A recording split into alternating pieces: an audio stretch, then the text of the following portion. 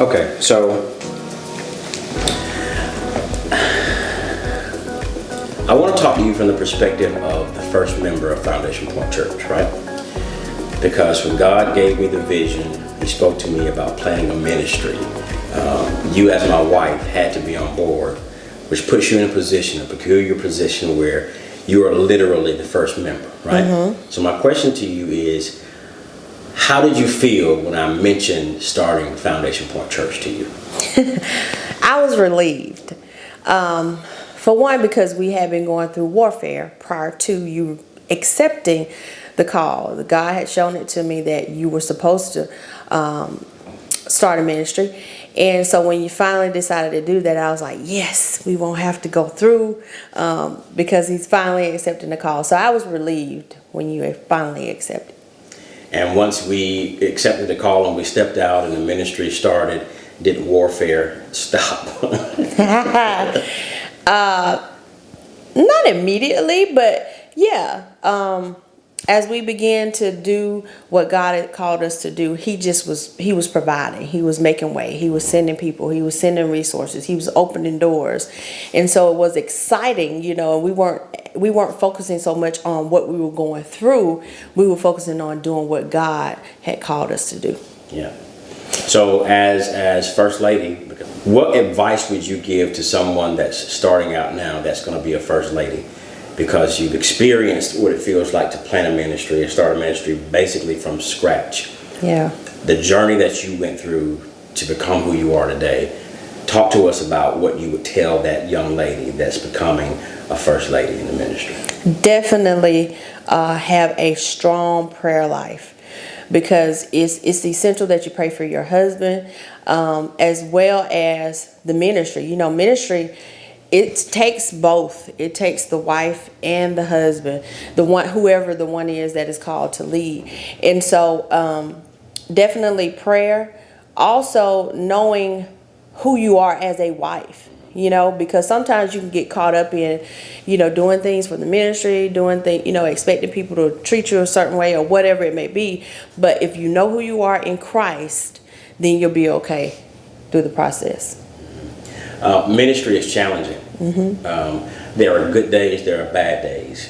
When you talk about the challenging days, as far as a busy day, what is that like for you? When I talk about a busy day in ministry, the phone. So you may get phone calls late at night, early in the morning, whatever it is. You have to be willing to get up and go. You have to be willing to support your spouse in whatever it is that they may be going through, whether you're there with them physically or you're up praying for them as they go. Also, you have to be in tune with ministry. You're going to church or whatever service you may be having. You have to be engaged. You have to have a smile on your face. You have to be friendly. You have to greet the people. You have to, all of these things, because it's a reflection on Christ as well as your spouse. So you have to be those things because I see it as that's how Christ would want you to be.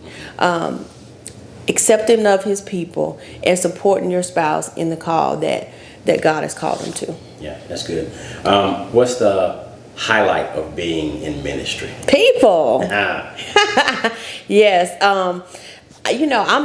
I had not been one that liked to be around a lot of people, and I was a loner.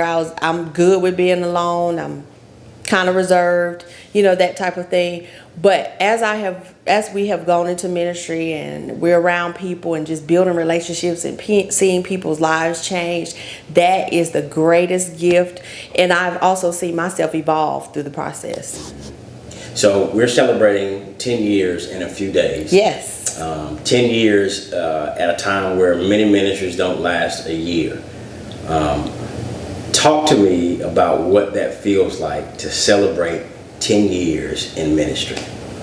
Don't get me all choked up now. There has been ups and downs. There has been sleepless nights. There has been a lot of prayer involved. but it is so rewarding. God is so faithful. He has been faithful to Foundation Point Church over the years. He has sent wonderful people across our pathway, and we still have people with us today that are wonderful people. And so I'm just grateful that God has given us the opportunity to experience ministry the way He has over the past 10 years.